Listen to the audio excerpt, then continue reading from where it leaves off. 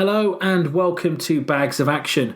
My name is Pete and this is a 5-minute Bags of Action review of Bumblebee from 2018.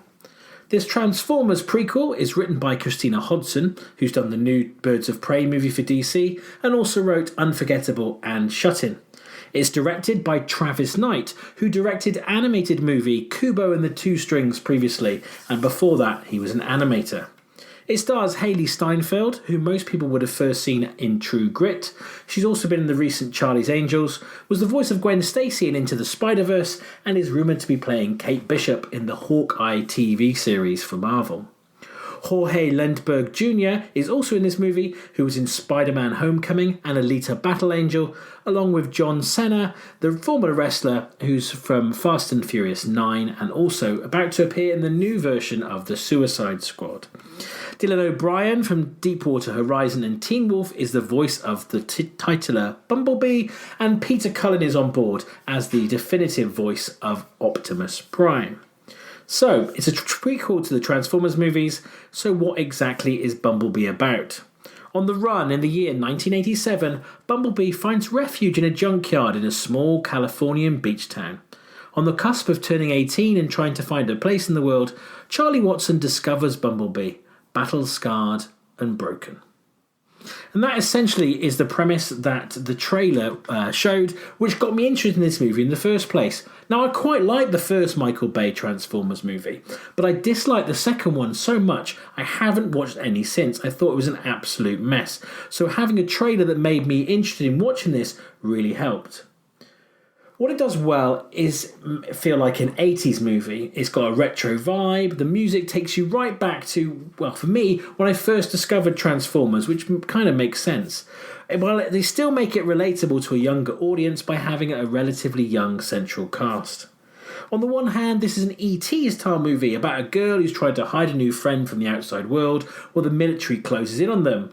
And it is also the added layer of the Transformers mythos to play with, and the opening scenes are what a Transformer movie really needs. A war on Cybertron, which seems to lean into the director's animation background as it looks and feels amazing.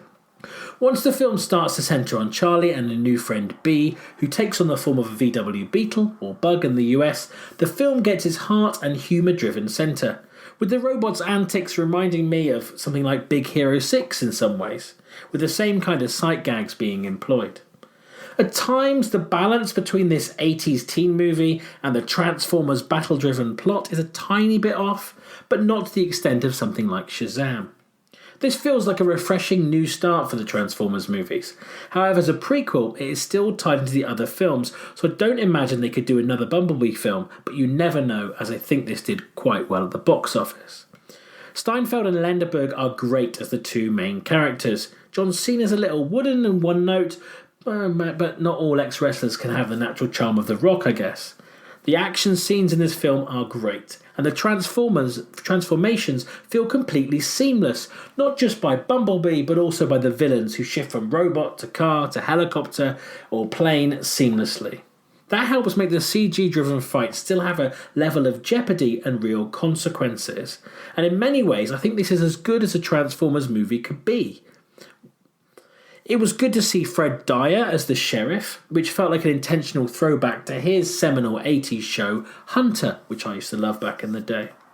So all in all, I thought this was a great film, and it's the ideal action movie to watch with the family, regardless of whether they've seen any of the other Transformers movies or not. Even if you didn't like the Michael Bay films, or maybe have drifted away from them, I think it's well worth giving this one a go. I can't quite, however, give this movie 4 bags, so I'm going to give Bumblebee a very respectable 3 bags of action. Have you seen Bumblebee? Do you agree with my assessment of it? Feel free to comment below or get in touch with us via email, Facebook or on Twitter. We have new episodes coming out regularly alongside our full-length podcast with my co-host. And don't forget to give us a like and subscribe to our channel.